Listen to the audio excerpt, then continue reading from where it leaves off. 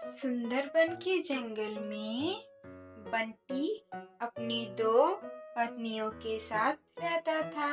उसकी एक पत्नी बहुत ही ज्यादा सुंदर लेकिन बहुत घमंडी थी और उधर उसकी दूसरी पत्नी बहुत ही बदसूरत लेकिन अच्छे स्वभाव की थी। वह बदसूरत थी इसीलिए उससे बंटी बहुत कम ही बात करता था। तभी एक दिन अरे कहाँ हो? सुनो, सुनती हो? अरे कहाँ हो? बंटी के बाबा बुलाने पर उसकी बड़ी पत्नी मीना आई वहाँ। अरे आप बुला रहे थे, क्या काम है बताइए। अरे मैंने तुम्हें नहीं बुलाया था, मैंने मुन्नी को बुलाया है। अरे मुन्नी तो अभी तैयार हो रही है, आपको क्या काम है बता दीजिए, मैं उसे बता दूंगी। तभी वहाँ मुन्नी आ गई और बोली, अच्छा तो ये बोल रही थी मेरे पीठ पीछे मेरी बुराइयां करती रहती है, जब देखो तब मुझसे जलती ही रहती है। मैं अपना श्रृंगार नहीं कर रही थी, मैं तो आ ही रही थी, तब तक पहले आकर मेरे बारे में अनफरा बक दिया। अब जाओ यहाँ से।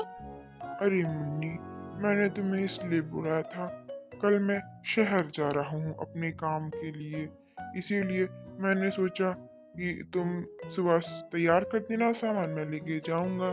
अगर मैं मीना को पता क्या उसकी शक्ल सुबह सुबह देखकर मेरा दिन कैसा बीतता, इसीलिए मैंने तुम्हें बुलाया। मैं मीना को इस बात की खबर भी नहीं होने दूंगी और अभी तैयारी करती हूँ आपके जाने की। उनकी सारी बातें मीना ने सुन ली थी। अगले दिन बंटी जा रहा था और मीना घर में उदास बैठी थी, उसे सब पता था। तभी मीना बोली, अरे मुन्नी, जरा मुझे बता तो ये बंटी कहाँ गए हैं, मैं भी तो पता करूँ ये गए कहाँ हैं आखिर। तुम्हें पता है तू क्या करेगी जानकर ये सब। चलो जाओ और अपना काम करो, आज वैसे भी घर में बहुत गंदगी हो गई है, पूरा घर साफ करो और फिर अभी खाना आना भी तुम्हें बनाना पड़ेगा। जाओ और जल्दी से सारा काम खत्म करो। इसके बाद मीना घर का सारा काम करने लगी।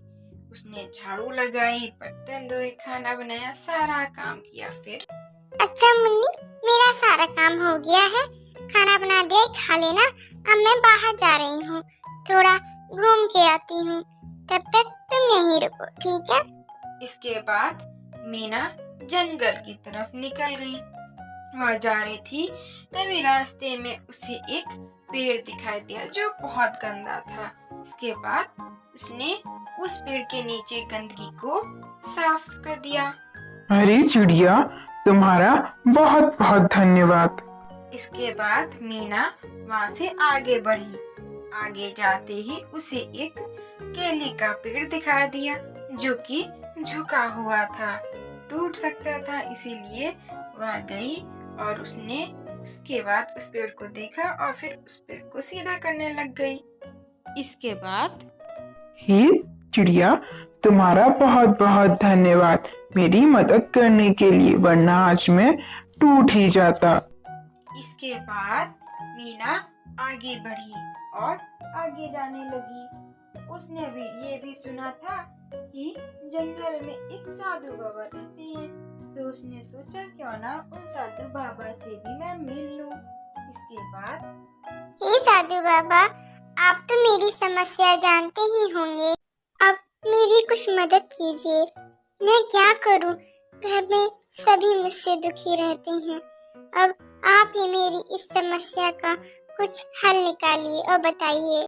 हाँ बेटा, मुझे पता है, यहाँ से आगे तुम्हें एक तालाब दिखेगा, वहाँ डुबकी लगा देना। इसके बाद चिड़िया तुरंत उस तालाब के पास गई और उसके अंदर कूद पड़ी। फिर वह बाहर निकली। जैसे वह बाहर निकली, वह एक बहुत ही सुंदर चिड़िया बन गई थी। अरे ये कैसे हुआ, ये सच में एक जादुई तालाब है, मुझे बहुत खुशी हो रही है। बाबा जी आपका बहुत बहुत धन्यवाद, आपने मेरी मदद की, मैं आपका शुक्रिया अदा कैसे करूं। अरे चिड़िया, ये लो, मेरी तरफ से एक भेंट। ये एक जादुई बक्सा है, इसमें से तुम जितने भी सोना निकाल लो ये फिर उतने ही हो जाएंगे और ये कभी भी खाली नहीं होगा। इसके बाद मीना चिड़िया वापस अपने घर की तरफ जाने लगी। वह बहुत ही ज्यादा खुश थी। तभी वह जा ही रही थी कि अचानक से केले के पेड़ ने आवाज। अरे चिड़िया, तुमने मेरी मदद की, इसके बदले में मैं तुम्हें ये एक पत्ता देता हूँ। इससे तुम जो भी मांगोगी खाना, ये तुम्हें हर भोजन लाके देगा। पेड़ को धन्यवाद करते हुए वह गई। तभी उसे दूसरा पेड़ दिखा। हे चिड़िया, मेरी तरफ से ये लकड़ी रख लो। तुम इससे जो भी पोशाक मांगोगी ये तुम्हें देगी और ये तुम्हें हर तरीके का कपड़ा देगी। इसे अपने पास रखो और इसका कभी भी गलत इस्तेमाल मत करना, ये याद रखना मेरी बात। इसके बाद मीना चिड़िया खुश होकर घर आई और उसने अपने साथ हुई सारी बात और वो सोने का बक्सा मुन्नी चिड़िया को दिखाया। ये सब देखकर मुन्नी चिड़िया के मन में लालच आ गया। वह सोच रही थी कि क्यों ना मैं भी जाऊं और मैं भी इतना सोना और इतनी ही खूबसूरत होकर आ जाऊं। इसके बाद मीना तो वहां से चली गई, पर मुन्नी के दिमाग में वही बात घूम रही थी। फिर उसने सोच लिया कि वो जंगल जाएगी। तभी एक दिन वह जंगल गई, उसे वही पेड़ दिखा। उस पेड़ ने कहा, हे चिड़िया, मेरी मदद करो, मेरे पास बहुत कचरा फैला है, इसको साफ कर दो। हाँ, मैं क्यों साफ करूं? तुम खुद ही साफ कर लो ना। और वैसे भी मैं करूंगी, मैं गंदी हो जाऊंगी। हाँ, मैं तो जा रही हूँ। इतना कहने के बाद मुन्नी चिड़िया वहां से जाने लगी और उस पेड़ को बहुत उल्टा सीधा सुना रही थी। फिर आगे गई, आगे उसे केले का पेड़ दिखा। वह बोला, हे चिड़िया, मेरी मदद करो, मैं झुक गया हूँ, मुझे सीधा कर दो वरना मैं टूट जाऊंगा और मर जाऊंगा। मैं तुम्हें नहीं सीधा करूंगी। क्या कर लोगे तुम? और जाओ अब। मैं तुम्हें नहीं सीधा करूंगी और मैं जा रही हूँ। वैसे भी अगर मैं तुम्हें सीधा करूंगी तो मैं बहुत गंदी हो जाऊंगी। इसके बाद मुन्नी चिड़िया वहां से चली गई।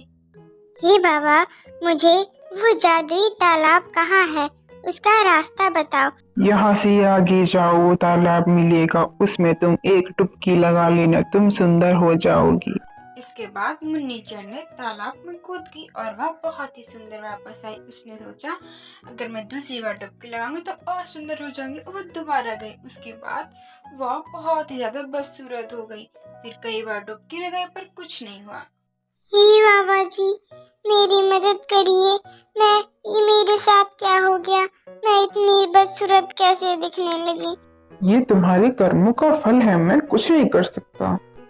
इसके बाद बंटी और मीना खुशी खुशी अपनी जिंदगी बिताते और मुन्नी बेचारी अपने पापों का प्रायश्चित कर रही थी।